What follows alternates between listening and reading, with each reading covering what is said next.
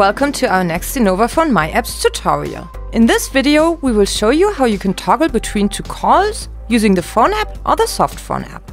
See how you can switch between two calls and how you can start a consultation without ending the current phone call.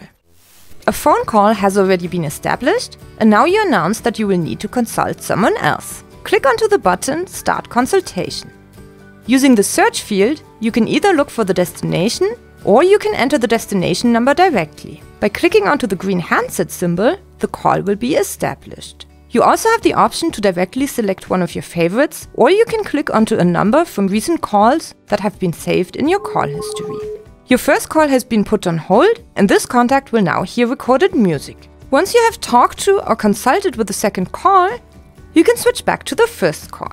In order to do so, click onto the hold button with a blue background displayed with the first call.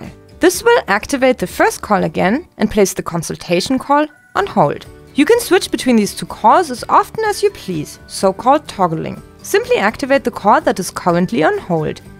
In order to finish the consultation call, simply press the red button with the handset symbol. This will end the second call and you will only remain connected with the first call.